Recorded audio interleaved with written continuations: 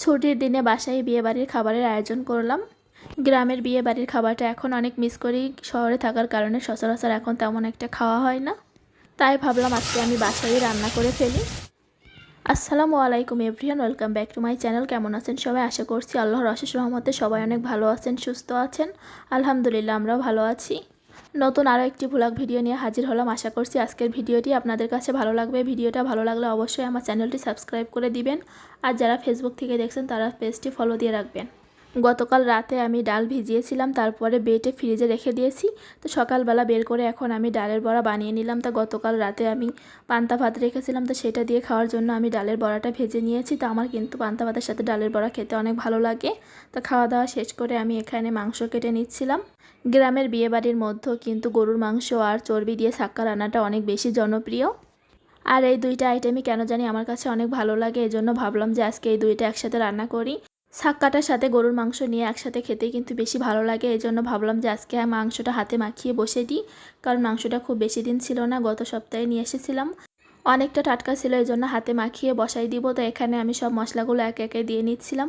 তো এখানে আমি দারচিনি, এলাচ, তেজপাতা, আদা রসুন বাটা, জিরা বাটা, শুকনা মরিচ বাটা, তারপরে বেশি করে একটু পেঁয়াজ দিয়েছি, দিয়ে তেল দিয়ে লবণ হলুদ সব কিছু একসাথে দিয়ে আমি ভালো করে মাখিয়ে নিয়েছি হাত দিয়ে এভাবে মাখিয়ে মাংসটা রান্না করলেও কিন্তু খেতে অনেক ভালো হয়। আমি মাঝে মাঝে দুই রকমই করি।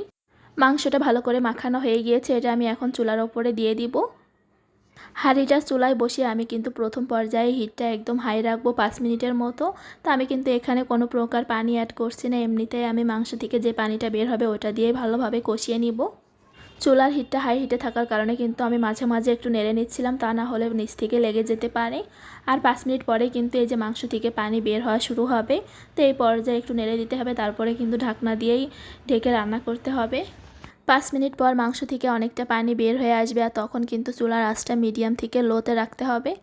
তারপরে মাংস থেকে বের হয়ে আসা পানি দিয়ে ভালো করে কষিয়ে নিতে হবে। আর ওই পর্যায়ে যদি ভালো করে সিদ্ধ না হয় তখন কিন্তু আর অল্প করে পানি দেওয়া যাবে, দিয়ে তারপরে ভালোভাবে কষিয়ে নিতে হবে। আর এইভাবে রান্না করলে কিন্তু মাংসগুলো অনেক বেশি সফট হয় আর খেতেও ভালো হয়।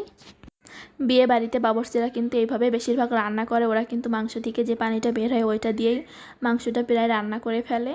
এক্সট্রা পানি খুব কমই অ্যাড করে, এজন্য কিন্তু খেতে বেশি মজার হয়। আর এই পাশের চুলাতে আমি কিন্তু ছাক্কা রান্না করে নিচ্ছি। তো এখানে আমি ছাগলের চর্বি দিয়েছি, তার ভিতরে আমি আজকে ছোলার ডাল দিয়ে ছাক্কাটা রান্না করব। তো এটা কিন্তু ছাগলের চর্বি আর ডাল, ছোলার ডাল বা মুগ ডাল যে কোনো একটা দিয়ে রান্না করা যায়। এটা আমাদের অঞ্চলে ছাক্কা বলা হয়। যাদের বাড়ি যশোরে তারা তো জানেনই, নতুন করে আর বলার কিছু নাই। আর যারা এখন এই রেসিপিটি ট্রাই করেনি তারা অবশ্যই কিন্তু বাসায় রান্না করে খেয়ে দেখবেন। রেসিপিটা আমার চ্যানেলে ফুল দেওয়া